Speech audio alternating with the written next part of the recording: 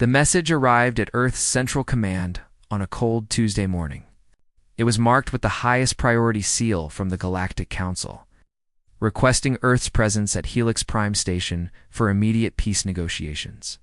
The Council claimed that tensions between newer species and established powers had reached dangerous levels. They wanted humanity at the table to discuss trade routes, territory boundaries, and mutual defense agreements. Ambassador Taman Park read the message 3 times in his office, overlooking the sprawling city of New Seoul. Outside his window, transport ships moved between towering buildings that reached toward the clouds. Humanity had only joined the galactic community 5 years ago. Act! After making first contact with a Vexter mining expedition near Jupiter. Since then, Earth had been cautious, always watching, always learning about the hundreds of species that dominated the stars. Ji-woo Kim stood by the window, her arms crossed. She worked for Earth's intelligence division, and her job was to find threats before they became problems. She had been monitoring Council communications for months, and something about this invitation made her skin crawl. The Council never moved this fast. They were ancient bureaucrats who took years to make simple decisions. This sudden urgency felt wrong. What? They're lying, Gi-woo said flatly. The Council has been in session for 3 weeks discussing the human problem. I've seen the encrypted traffic. They don't want peace talks. They want something else. Taman turned from the window, his expression calm and unreadable. He was a tall man in his mid-30s, with sharp features and dark eyes that seemed to see everything. He wore the formal diplomatic uniform of Earth's Foreign Service, dark blue with silver accents. Everything about him suggested competence and control. I know, Taman replied quietly, but we're going anyway. Ji-woo's eyes widened. You know it's a trap, and you still want to walk into it. Sometimes the best way to understand your enemy is to let them think they have the advantage. Taman picked up a datapad from his desk and scrolled through files. Besides, I won't be alone. Hannah Lee will accompany me as my senior aide, and Sung Park will handle security. Gi-woo knew both names. Hannah was supposedly a career diplomat who had worked in the Asian Union before the unification. Sung was listed as a decorated military officer who specialized in close protection. On paper, they looked perfect for a diplomatic mission. But Ji-woo had clearance high enough to know that official records didn't always tell the complete truth. When do you leave? She asked. In 6 hours? The Council provided a transport ship. They insist on using their own vessel for security reasons. Taman smiled slightly. Another red flag, wouldn't you say? A dozen red flags. If you don't report in within 48 hours, I'm sending the fleet. That won't be necessary. Trust me, Gi-woo. Everything will work out exactly as planned. The transport ship was a Lumina design, all crystal structures and flowing energy patterns. It was beautiful but uncomfortable for humans. The seats were designed for beings made of living light, not flesh and bone. Taman, Hannah. And Sung sat in the passenger compartment as the ship jumped through hyperspace toward Helix Prime. Hannah was reviewing diplomatic protocols on her tablet, her face serious and focused.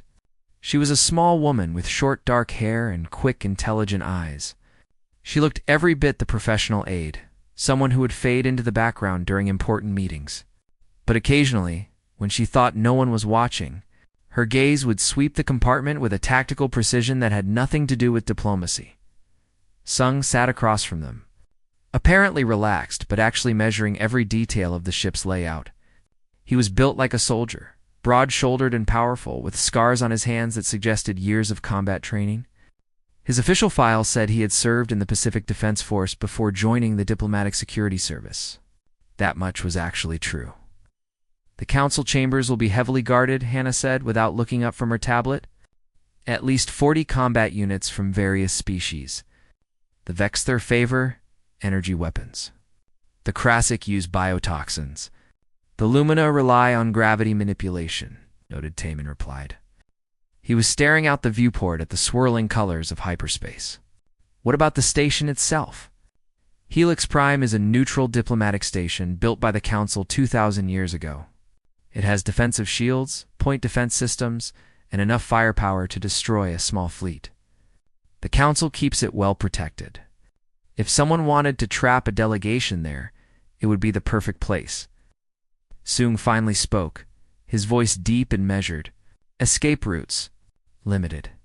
All docking bays are monitored. Emergency pods exist but can be remotely disabled. The only reliable exit would be through the main hangar, and that requires passing through the central hub where the council chambers are located.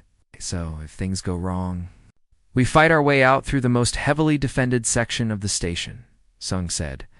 He didn't sound worried. If anything, he sounded almost amused. Only if necessary, Taemin said. Let's see what the council actually wants before we start planning escape routes. The ship dropped out of hyperspace near Helix Prime. The station hung in space like a massive spiral of silver and light, its arms rotating slowly around a central core. Ships from 100 different species were docked along its length, representing the vast diversity of the Galactic Council. It was beautiful and intimidating in equal measure. As their transport approached the main hangar, Taemin noticed the subtle details that confirmed Giwoo's suspicions. The station's defensive grid was active, something that only happened during wartime or high-level security situations. Scanner sweeps were more frequent than normal, and several warships from council member species were positioned nearby. It's far more firepower than a simple diplomatic meeting required. The transport docked smoothly. Taemin stood, adjusted his formal robes, and moved toward the airlock. Hannah and Sung fell into position beside him, forming a small group that looked professional but unthreatening. Member Taemin said quietly as the airlock cycled open, "We're here for peace talks. Nothing more. Whatever happens, stay in character until I give the signal." Hannah nodded once. Sung's expression remained neutral. They stepped off the transport into a hangar filled with armed guards. Dozens of alien soldiers lined the walls, weapons ready, eyes fixed on the human delegation. At the far end, a group of council representatives waited, their expressions cold and unwelcoming. The trap had been set. Now Taemin would discover what kind of predators thought they could hunt humanity. The council chambers were designed to make visitors feel small. The ceiling stretched up into darkness, and massive pillars carved from single pieces of stone surrounded a circular floor. Representatives from dozens of species sat in elevated positions around the room, looking down at the space where Taemin and his team stood. The message was clear. The council held power here, and everyone else existed at their mercy. High Chancellor Drex led the proceedings. He was Vexther, a reptilian species known for their tactical brilliance and complete lack of empathy. His scales were deep green, almost black, and his yellow eyes studied the humans with the cold calculation of a predator examining prey. He sat on the highest throne, his clawed hands resting on the armrests like a king passing judgment. Beside him sat Overseer Kelvar of the Lumina, a being of crystalline light that shifted between colors as it moved. The Lumina were ancient, claiming to have existed since the first stars formed. They considered themselves the galaxy's philosophers and peacekeepers, though their version of peace often meant forcing others to submit to their will. On the opposite side sat Quinspica Thix of the Krozik, an insectoid creature with 6 arms and compound eyes that saw in spectrums humans couldn't imagine. The Krozik were hive-minded warriors, and Thix spoke for billions of soldiers scattered across their territories. Her mandibles clicked constantly, sound that set human nerves on edge. Taemin walked calmly to the center of the chamber, Hannah and Sung following close behind. He bowed slightly, showing respect but not submission. When he spoke, his voice was clear and professional. "Honored members of the Galactic Council, Earth thanks you for this invitation. We come in peace, seeking understanding and cooperation between our peoples." Drex's laugh was a harsh, rasping sound. Peace. Understanding. Pretty words from a species that has existed in our galaxy for barely a moment. Tell me, Ambassador Park, does Earth truly believe it deserves a voice in council affairs? "We believe all civilizations deserve to be heard," Taemin replied evenly. "That is why we answered your call. Then hear this." Drex stood, his full height towering over the chamber floor. "The Galactic Council has reviewed humanity's actions since first contact. We have compiled evidence of 17 distinct violations of established galactic law. You have expanded into restricted territories. You have reverse-engineered technology without authorization. You have established military installations in neutral zones. And most concerning, you have begun genetic experimentation that violates the purity accords of the Third Age. Behind Taman, Hannah tensed slightly. Every accusation was false or twisted from truth. Humanity had been careful to follow every rule, every regulation, knowing that the older species watched for any excuse to limit human expansion. These charges were fabricated. I assure you, Chancellor, Earth has followed all Council regulations to the letter, Taman said. If there are concerns about our activities, we welcome a formal review process. Thix leaned forward, her mandibles clicking faster. Review process? You misunderstand, human. This is not a negotiation. This is a declaration. The Council has decided that humanity poses a threat to galactic stability. Your species advances too quickly, learns too fast, spreads too aggressively. You are a cancer that must be cut out before it spreads further. The chamber door suddenly sealed shut with a heavy metallic sound. Armed guards emerged from hidden alcoves surrounding the human delegation. There were Vexler soldiers with plasma rifles, Krozik warriors with bioweapons, and Lumina enforcers whose very presence made the air shimmer with dangerous energy. At least 50 weapons now pointed directly at Taman, Hannah, and Sung. Overseer Kelvar's voice resonated through the chamber, like music played on broken glass. Earth will submit to immediate occupation. Your military forces will be disbanded. Your colonies will be redistributed among Council species. Your homeworld will be placed under protective custody for the next 500 standard years. During this time, humans will not be permitted to leave your solar system. This is the price for your survival. Taman remained perfectly still, his expression unchanged. And if we refuse, then we will ensure humanity never threatens anyone again, Drek said coldly. Your fleet is 3 days away. You have no allies who would dare oppose the Council. And you, Ambassador, are standing in the most secure military station in this sector of space. You have no cards to play. Surrender now, and Earth will at least survive, even if your expansion ends today. Hannah had moved closer to Taman, her hand near the diplomatic case she carried. Sung had shifted his weight, his body language changing subtly from protective to ready. The guards noticed these small movements and raised their weapons higher. Energy cells charging with audible whines, Queen Speaker Thix descended from her throne. Moving with the unsettling grace of a creature built for hunting, she approached Taman, her compound eyes reflecting his image 1,000 times. You should be afraid, little diplomat. Your species is young and weak. You have no concept of the power we command, the civilizations we have broken, the stars we have dimmed. Humanity is nothing but another primitive race that reached too far and must now be taught humility. She expected fear. She expected pleading. She expected the human to break down and beg for mercy, as so many others had done before when facing the Council's might.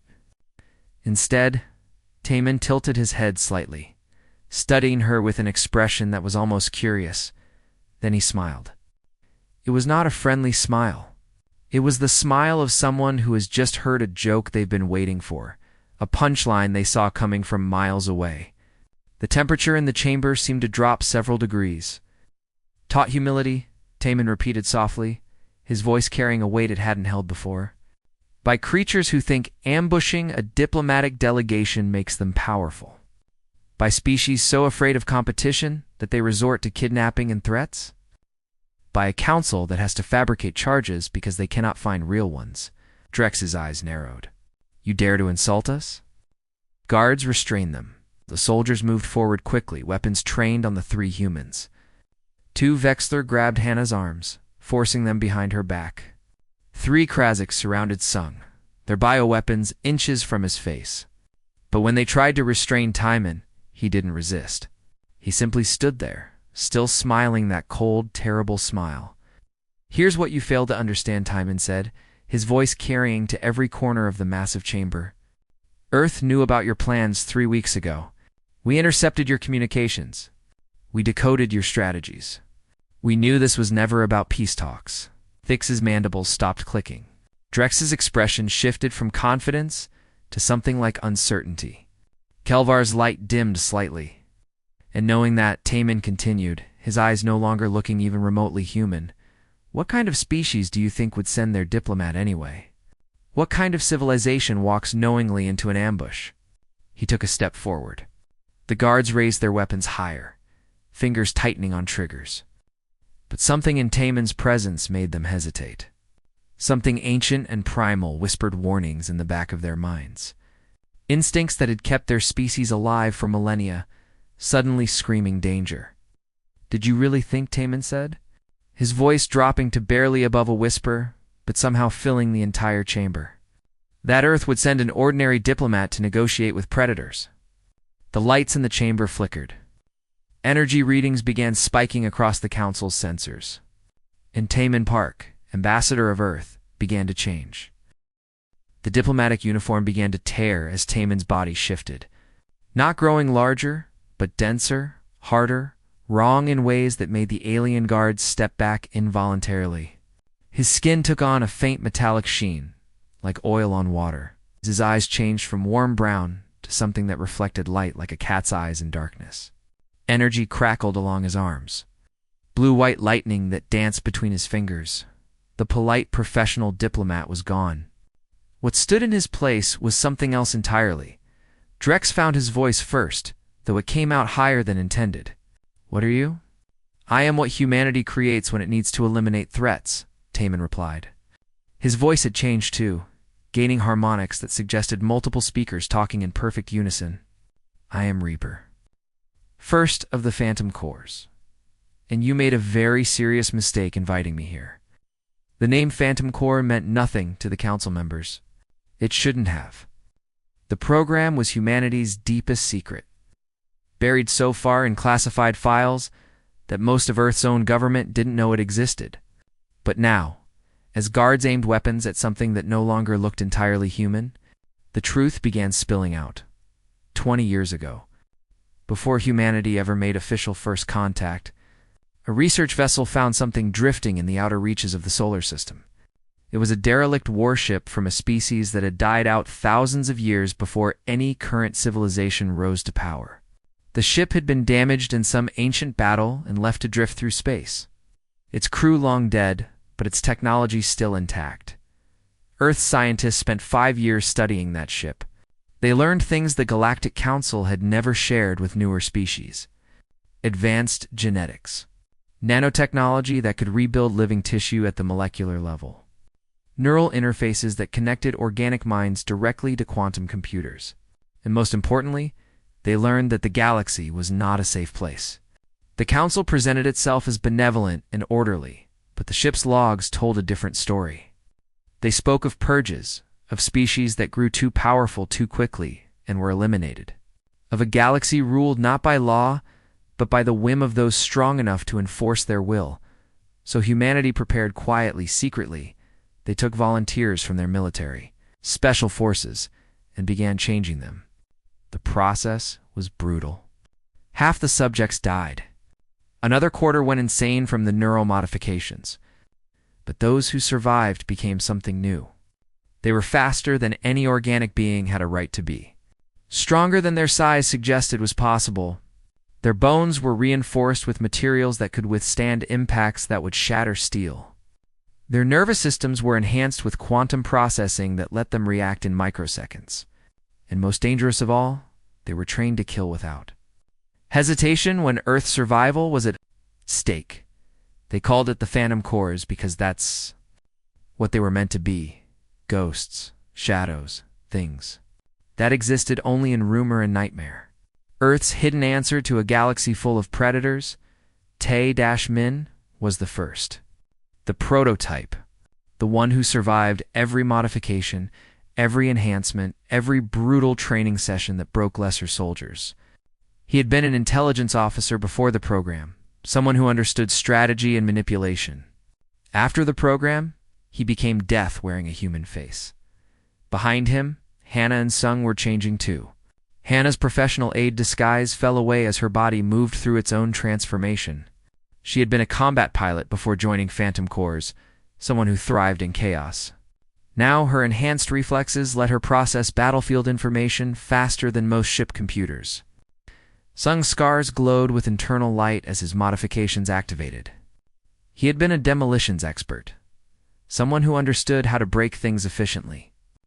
His enhanced strength could tear through bulkheads with bare hands. The three humans stood in the center of the council chamber, no longer pretending to be harmless diplomats. They were apex predators, and every survival instinct the aliens possessed was screaming at them to run. "Fire!" Drex shouted, his voice cracking. "Kill them now." The guards opened fire. Plasma bolts, energy beams, and projectile weapons filled the air with deadly light and sound. The concentrated firepower would have vaporized a normal human instantly. But the three Phantom Corps operatives moved before the first shots reached them. Tae-Min blurred to the left, moving faster than the guards could track. He covered 10 meters in less than a second, reaching the first group of Vexler soldiers before they could adjust their aim. His hand struck the first guard's throat with surgical precision, collapsing the creature's windpipe. He twisted, using the falling body as a shield, while his other hand ripped the plasma rifle from nerveless claws. In 3 seconds, 5 guards were down, and Taemin held their weapons. Hannah went right, her smaller size letting her slip between attackers like water flowing through cracks. A Krasic warrior swung one of its forearms at her head. She ducked under it, planted her foot, and drove her fist into the creature's thorax with enough force to crack its exoskeleton. The warrior dropped, gasping for air it couldn't draw. Hannah kept moving, never staying in one place long enough for weapons to target her properly. Sung went straight forward, choosing the most heavily armored guards. He grabbed a Lumina Enforcer, a being made of living crystal that could manipulate gravity fields. The Enforcer tried to crush Sung with increased gravity, but the human's reinforced skeleton held. Sung lifted the alien over his head and threw it into a group of approaching soldiers. Bodies scattered like bowling pins. The council members scrambled from their thrones.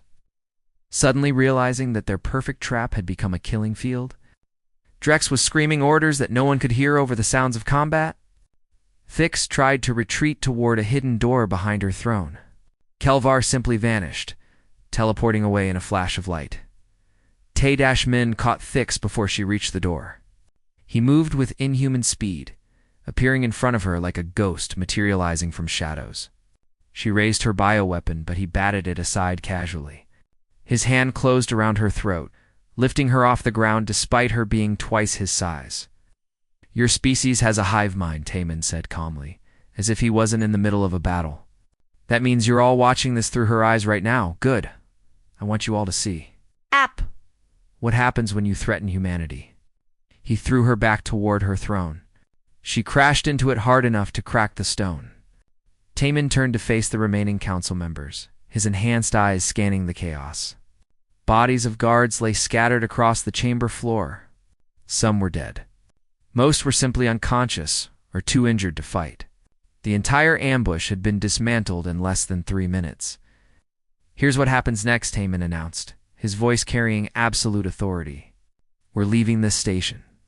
We're taking evidence of your conspiracy with us. And we're going to show the galaxy exactly what kind of leadership the Great Galactic Council provides."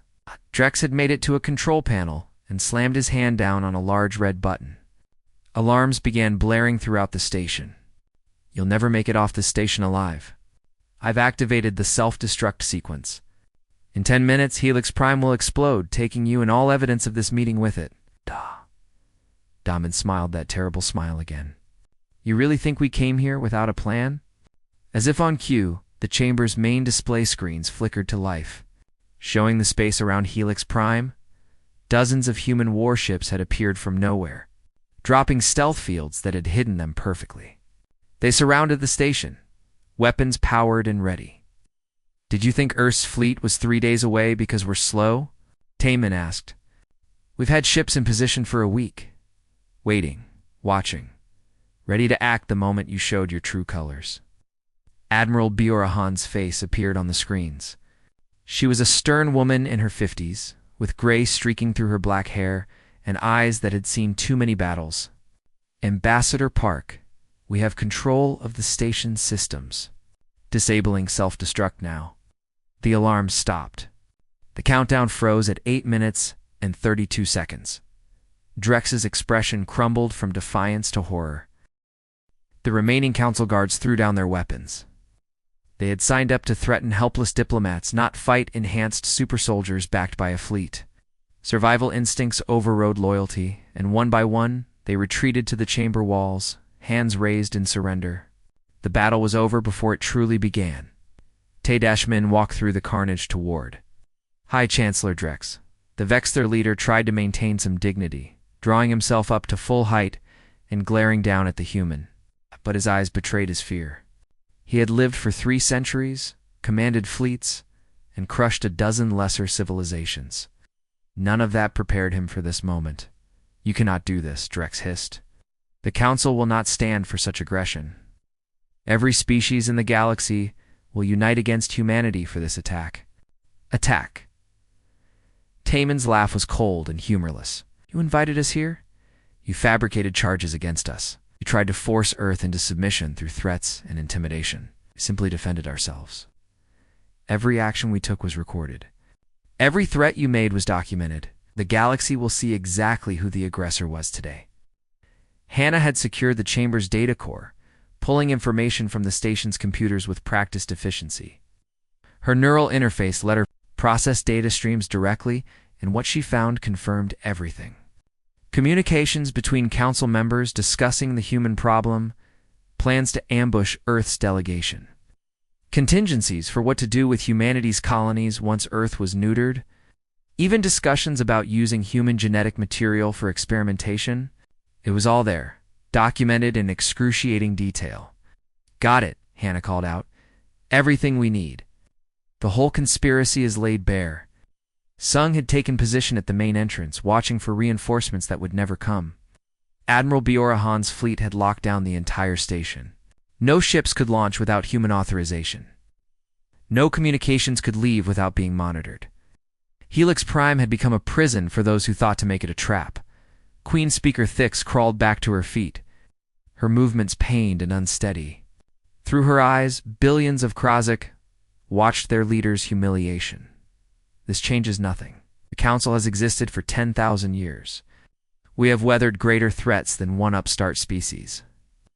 You may have won today, but the war has just begun. There is no war, Tayman replied. Because you're going to surrender before this escalates further. Surrender to humans? Thix's mandibles clicked in what might have been laughter. You overestimate your position. Tayman gestured to the screens where Admiral Han's face still watched. Admiral, show them. The display changed, showing new footage. Human ships dropping out of hyperspace near Krozit colony worlds. Not attacking, just hovering their weapons ready. The same scene repeated at Vexter outposts, Lumina research stations, and a dozen other strategic locations. Earth's fleet hadn't just surrounded Helix Prime. They had positioned ships at every council member's most important assets simultaneously. We've had your locations mapped for 2 years, Tayman explained calmly. Every military base, every civilian population center, every industrial facility. We could have struck at any time. We chose not to because we wanted peace.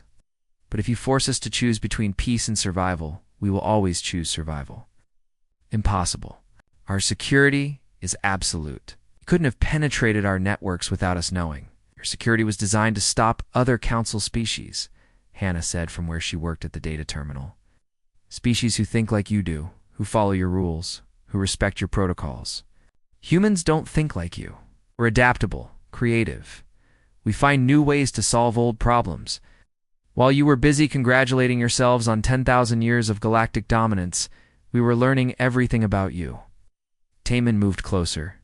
To Drex, forcing the High Chancellor to look down at him. Here's what happens now. We will call an emergency council session. All members will attend, including the ones who fled this chamber. You will present the evidence of this conspiracy to every species represented in the council. And you will. Formally apologize to Earth and grant us full membership rights. And if we refuse, Drex's voice had lost all its earlier confidence. Then we release this information ourselves, along with complete details of every questionable action the Council has taken over the past millennium. We have it all, Chancellor. The species you suppressed. The civilizations you destroyed because they grew too fast. The technology you hoarded instead of sharing. The votes you manipulated. The territories you seized through legal technicalities. Everything. The color drained from Drex's scales. The Galactic Council maintained power through an image of benevolent authority. They were the peacekeepers, the arbiters, the wise elders, guiding younger species. If the truth came out about their methods, that image would shatter. Dozens of suppressed species would rise up. The Council would collapse from within. You would destabilize the entire galaxy over your pride, Drex asked. No, Taman corrected. We would prevent you from destabilizing the galaxy by crushing every species that threatens your control. The Council served a purpose once, bringing order to chaos. But it's become corrupt, more concerned with maintaining power than actually protecting people. Either it reforms or it falls. The choice is yours. Overseer Kelvar materialized back. In the chamber, its crystalline form shifting with agitation. We could still destroy you.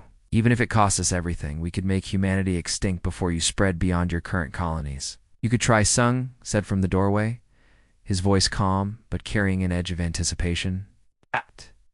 Are you willing to bet your entire civilization on it? Because that's what it would cost. Maybe you destroy Earth, maybe you don't. But in the process, you definitely destroy yourselves. Mutually assured destruction. We're familiar with the concept. Are you? The Lumina had existed for millions of years. It had seen civilizations rise and fall like waves on an endless ocean. They understood long-term consequences better than most species. Kelvar studied the three enhanced humans standing amid the wreckage of the Council's ambush. And it saw the future clearly. Humanity would not be intimidated. They would not back down. And they had prepared for this confrontation far better than anyone imagined. What guarantees do we have that you won't simply take our place? Kelvar asked. That you won't become the same tyrants you accuse us of being? Taman considered the question seriously. None. We're just as capable of corruption as any species. But right now, in this moment, we're the ones demanding reform and transparency. That has to count for something. If we become what we're fighting against, then you'll have to find your own champions to take us down. That's how civilizations evolve, through constant challenge and change. Admiral Han's voice came through the speakers. Ambassador Park. We have representatives from 40 neutral species requesting information about what's happening at Helix Prime. The Council's communications blackout is making them nervous. How do you want to proceed?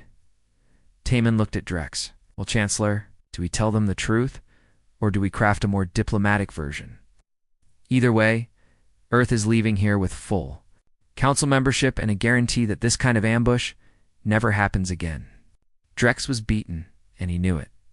The trap had failed. The conspiracy was exposed, and humanity had demonstrated capabilities that made them too dangerous to oppose directly.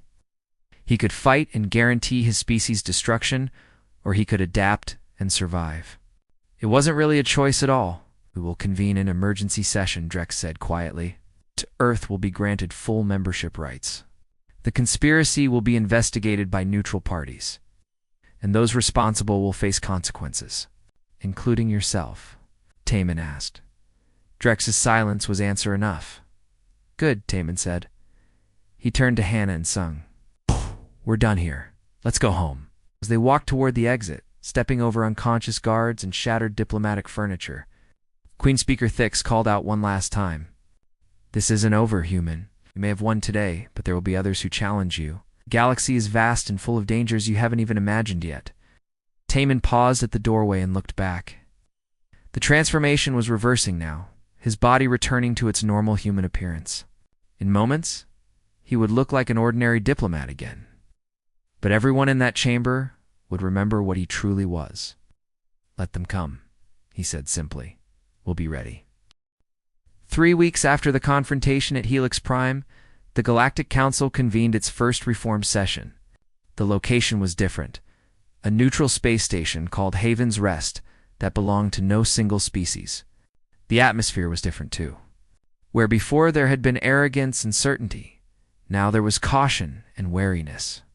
The old order had been broken. Everyone was still figuring out what the new one would look like. Ambassador. Yoonji Choi represented Earth at this session. She was a genuine diplomat, someone who had spent her entire career building bridges between cultures and negotiating peaceful solutions to conflicts. Unlike Timon, she had no combat enhancements, no hidden weapons, no secret training. She was simply a smart, capable woman who believed in the power of words and understanding. That was exactly why Earth sent her now. Yoonji sat at the circular negotiation table. Earth's position now equal to all other council members. No more standing in the center while others looked down. No more being treated as a junior species asking for permission to exist. Earth had earned its seat through strength. But now it was time to prove they could lead through wisdom. High Chancellor Drex was not present. He had been removed from power by his own people, facing trial for conspiracy and abuse of authority. In his place sat Karel, a younger Vexter who had opposed the ambush from the beginning. KRL's scales were lighter green, and his eyes held something Drex's never had: humility. Queen Speaker Thix remained as the Krasic representative. Though her position was greatly weakened, the hive mind had demanded accountability, and she now served at the pleasure of a council of lesser queens who watched her every decision. She sat rigidly in her seat, mandibles silent, studying Yoonji with barely concealed resentment. Overseer Kelvar represented the Lumina, unchanged by the recent events. The crystalline beings existed on timescales so vast that weeks meant nothing to them. They watched, calculated, and waited to see what patterns would emerge from this new arrangement. If anything, they seemed almost pleased by the disruption, as if it confirmed some theory they had been testing. Around the table sat representatives from 70 different species. Some were ancient council members who had held power for millennia. Others were newer additions like humanity, species that had only recently achieved faster-than-light travel. All of them watched Earth's new ambassador carefully, wondering what demands would come next. Yoonji stood to address the assembly. She wore formal diplomatic robes in Earth's colors, deep blue with silver threading that caught the light. She had prepared for this moment her entire life, though she never imagined it would come under such circumstances. "Honored representatives," she began, her voice clear and confident. "Earth comes before you today, not as conquerors, but as partners. We demonstrated our capability for force because you gave us no choice. But force alone does not build civilizations. It does not create understanding. It does not foster the cooperation necessary for different species to thrive together among the stars." Korra listened intently, his clawed hands folded on the table. He had reviewed all the evidence from Helix Prime. He knew exactly how close his species had come to extinction. He also knew that humans could have pressed their advantage, could have demanded tribute or territory or submission. Instead, they asked for a seat at the table. That spoke to wisdom he hadn't expected from such a young species. The Galactic Council was founded on noble principles, Yoonji continued. Peace through cooperation, progress through shared knowledge, protection for all member species. But somewhere along the way, those principles were forgotten. The Council became a tool for maintaining power rather than distributing it, for suppressing competition rather than encouraging growth. That ends today. Thix's mandibles clicked once, sharply. Bold words from a species that resorted to violence at the first challenge. Yoonji met her compound eyes without flinching. "We resorted to self-defense when faced with an ambush. If Queen Speaker Thix believes that responding to an assassination attempt constitutes unreasonable violence, then perhaps she would like to explain to this assembly why the Krasic have fought 3 expansion wars in the past century alone." No silence fell over the chamber. Several representatives shifted uncomfortably. Thix's involvement in aggressive expansion was well known but rarely mentioned in polite company. Calling it out so directly was a breach of diplomatic protocol. It was also exactly the kind of honest discussion the Council had avoided for too long. "Earth proposes a new structure for this Council," Yoonji said, pressing forward. "First, all member species receive equal representation regardless of how long they have held membership. Second, All council decisions must be transparent and open to review by member species. No more secret votes on matters that affect entire civilizations. Third, we establish an independent oversight committee composed of neutral species to investigate complaints of abuse of power. And fourth, we create a technology sharing initiative that gives newer species access to the knowledge they need to grow. Rather than keeping them dependent on established powers, Corell was nodding slowly. These were reasonable proposals, the kind that would have been dismissed out of hand a month ago. But the situation had changed. The old council leadership was discredited. Dozens of suppressed species were demanding answers, and humanity had proven they couldn't be ignored or intimidated. The Vexters support these proposals, Corell said formally. We acknowledge that our previous leadership acted without honor. This is an opportunity to restore integrity to the council. Other representatives began voicing their support. Not all of them, not immediately, but enough. The crystalline Lumina voted in favor, their ancient wisdom recognizing necessary change. The reptilian Nextar agreed, having long resented Vexter dominance. The gaseous Winzingers added their support through their translation devices. Thix remained silent, which was counted as abstention. She had no choice. Opposing the reforms now would only isolate the Krozik further. Over the next several hours, the details were worked out. Earth would hold a permanent seat on the Reformed Council's executive board. Technology sharing agreements would be drafted within 6 months.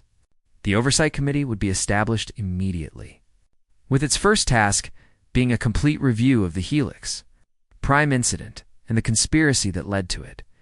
As the session drew to a close, Kelvar's crystalline form brightened, drawing everyone's attention. The Lumina have observed this galaxy for longer than most species can comprehend. We have seen civilizations rise from primitive origins to magnificent heights, only to fall when they forgot the values that made them great. The old council was falling, growing stagnant and corrupt. Humanity's arrival has provided the disruption necessary for renewal. For this, you have our gratitude. Yunji bowed respectfully. We seek only to contribute to the galactic community, not to dominate it. We shall see, Kelvar replied. Time reveals all truths. The session ended with formal declarations and ceremonial acknowledgments.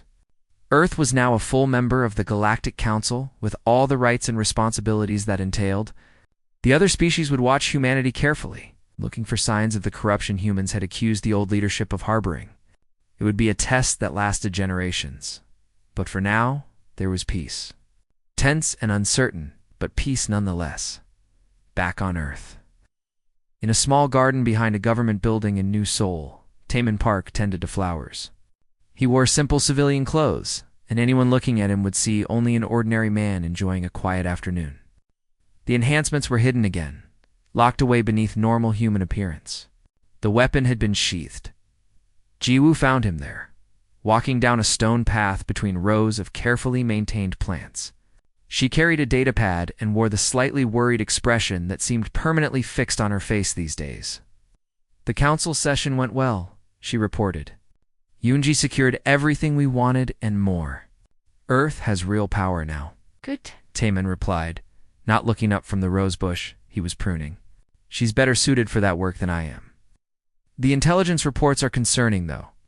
Several species that weren't involved in the original conspiracy are making moves, testing boundaries, seeing how far they can push before we push back. Expected. We demonstrated strength, but not cruelty. Some will see that as weakness worth exploiting. The Phantom Fleet remains on high alert. Admiral Barra wants to know if she should start showing force at some of these border incidents. Taemin finally looked up from his gardening. His eyes were normal human brown again, but Jiwoo could still see the shadow of what he became when necessary. Tell her to maintain position, but avoid engagement unless directly threatened. We proved we can fight. Now we need to prove we can restrain ourselves. That's actually the harder lesson.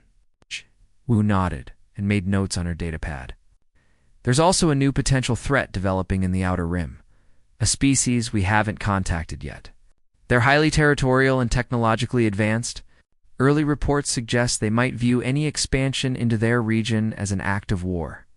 When will first contact likely occur? 6 months, maybe less, if our colony ships maintain current trajectories.